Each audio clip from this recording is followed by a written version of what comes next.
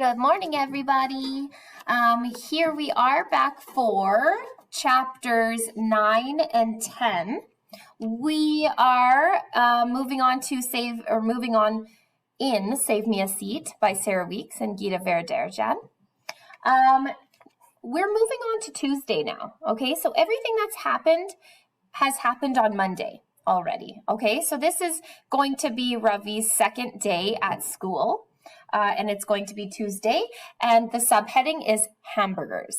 So let's see what that means. Chapter 9, Ravi. I lay out my math notebook, which Amma and I have carefully covered with brown paper. The label in neat cursive says, Ravi Suryanarayan, grade 5, I don't know how to say his name, grade 5, Albert Einstein Elementary School, Mathematics.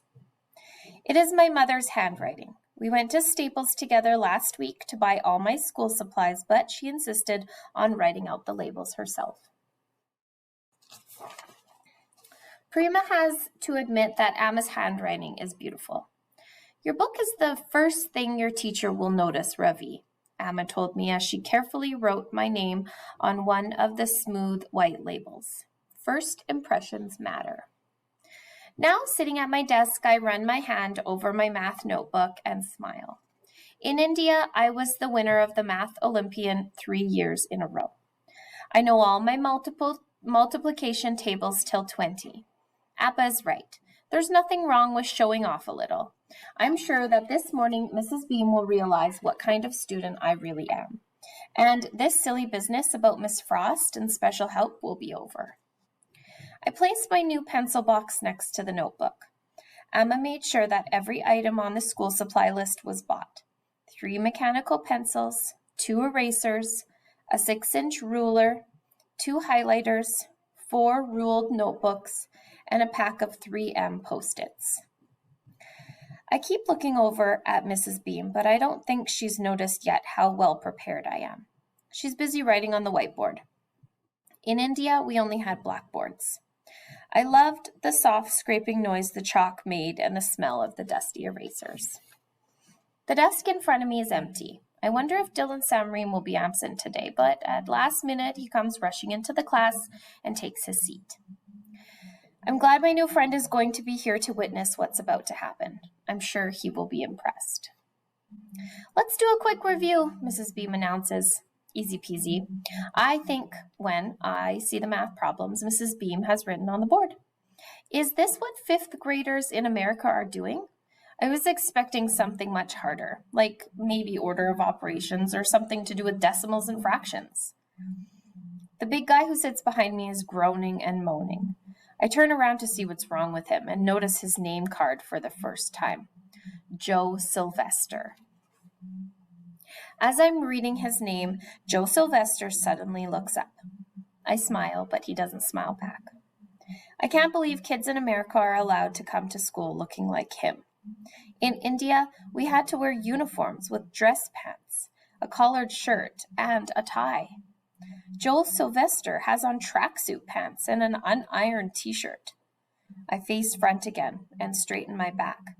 Good posture is also on Amma's list of ways to make a good impression. Joe Sylvester is slouching in his chair. Who would like to come up and show us how to solve the first problem? Mrs. Beam asks the class. I push up my glasses, take a deep breath, and raise my hand. Chapter 10, Joe. Wait, before I begin chapter 10, think about those things that, how he's comparing Indian school to schools in America, how different it is.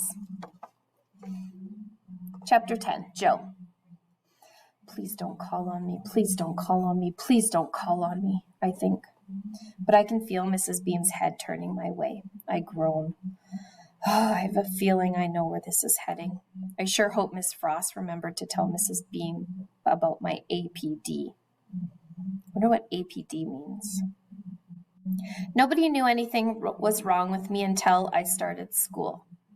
The first week of kindergarten, I spent most of my time hiding in the coat closet with my hands over my ears. My teacher, Miss Kane, thought I was homesick, but that wasn't it at all. I didn't want to go home. I just couldn't handle the noise. It turns out I have something called APD, which stands for Auditory Processing Disorder, and it means I have trouble listening. I'm not deaf. I can hear just fine. In fact, in a way, the problem is that my hearing is too good, which is why I go to Miss Frost. She gives me exercises to help my ears and my brain agree about what to listen to and what to tune out. She also has M&Ms in her office, the peanut ones, and she lets me eat as many as I want. Miss Frost understands what's going on, but pretty much nobody else does.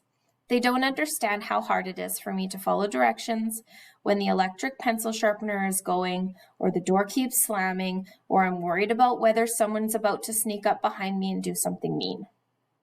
They also don't understand how much I hate to be put on the spot, like when a teacher calls on me.